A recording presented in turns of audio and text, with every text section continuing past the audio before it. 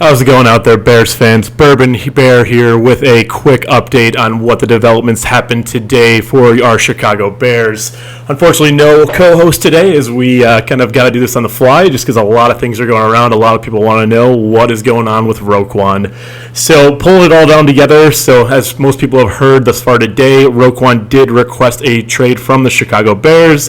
Gave the franchise as a whole a lot of love, mentioned a lot of old players, and said, it just comes down to the current management does not respect me. So we're going to get into a little bit more detail about that and exactly what's going on from a factual side and then an opinion side to kind of round it out. So basically we're sitting right now in 33 days before the start of the season. So unfortunately not a lot of time left. They've been having these conversations since April, running really short on the clock here, and ultimately no one knows what's going to happen. I personally don't think he will get traded, but at this point, can't rule anything out, as polls about an hour ago just said that, his job is to make sure Roquan is here, and his opinion on him has not changed. But kind of breaking it down here, what we have right now is the fact that the Bears do have a lot of cap space to make a deal.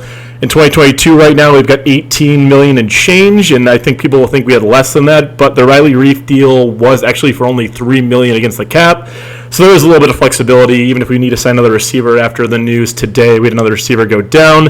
But when we look at 2023, the cap space we have is currently going to be $96 million with some change. Take out the fact that you're going to have to get draft picks, so you're still looking at the high 80s, low 90s to get the full team rostered. And then also you do have the ability for a post-June 1 cut on Eddie Jackson and Robert Quinn for $13 and $14 million respectively. So end of the day, the money is there. I know Roquan wants a lot, and we'll get a little deeper into that. But the Bears do have the cap. If this is really your cornerstone of your defense moving forward, and he wants to be your guy and you want him to be your guy, that's what we kind of got to talk about here.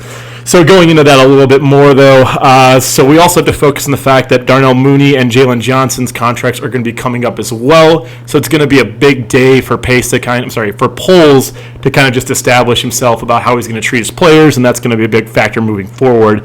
So, what do you guys think? That's actually what I hope someone actually, push out a co-host for this. But ultimately, for what Roquan's done for the Bears, I love him to death. So I really would like to keep him there.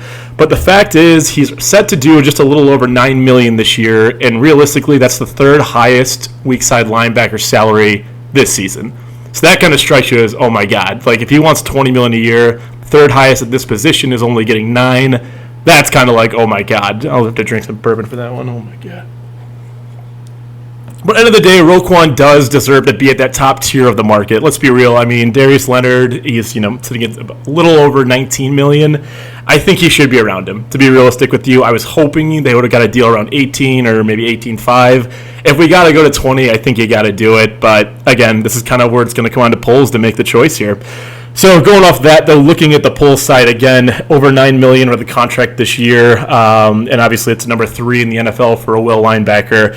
And number 2 on poll side of things, this is his 5th-year option they picked up last year. So realistically, Poles does have the power here, mainly because even if you demand a trade here, you're still under contract, and if you don't play, you're giving up that $9 million, and the Bears will retain that year of service. And then on top of that, post this year, you do have the franchise tag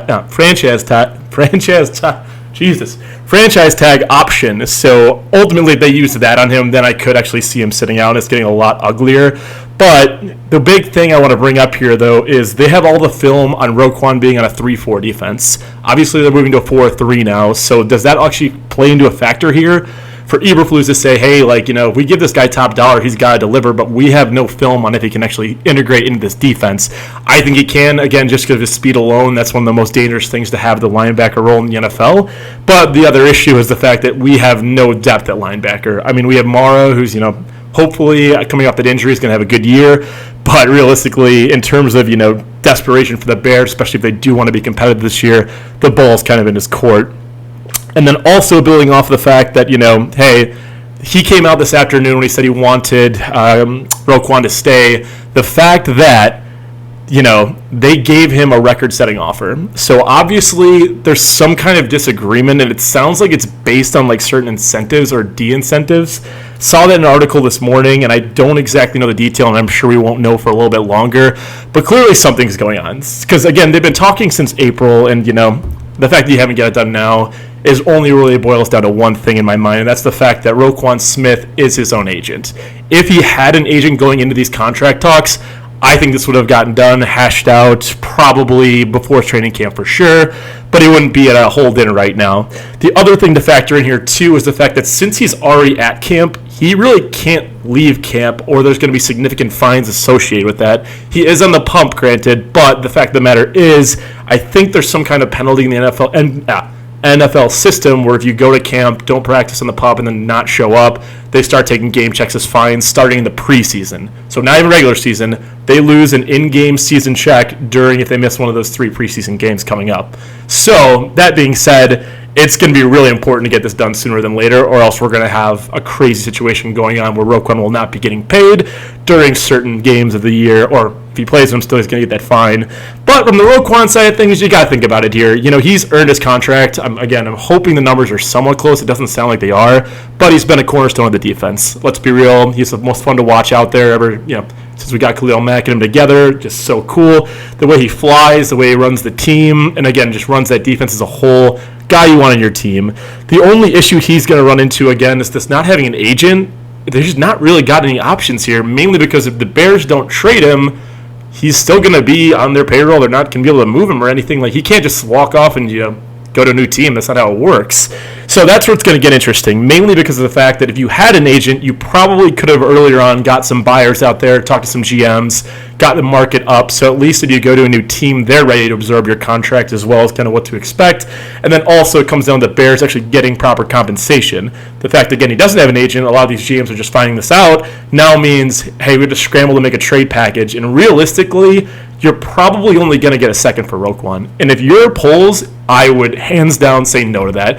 If you get a first, it's tempting, but the fact is you have a proven player. I know you got to pay him, but ultimately that's just nuts. You're only getting a first rounder back for him, and who knows where that's even going to come from. If that's like a higher up team, so you're looking to pick 30 in the first round, is that really worth losing your star linebacker? So it'll be curious to see if any trades do come in from other teams.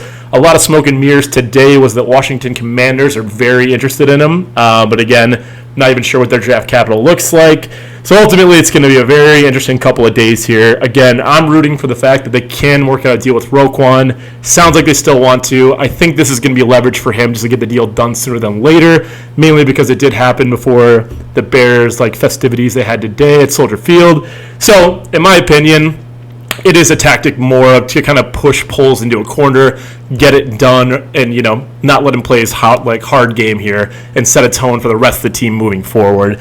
So that's my opinion. I wanted to get out there. Those are just a lot of facts about what's going on in the situation in terms of timelines, contracts. I believe Roquan wants that $20 million mark, but again, we'll see as it goes on. But anyways, bear down, guys. Hopefully we'll work it out. Peace.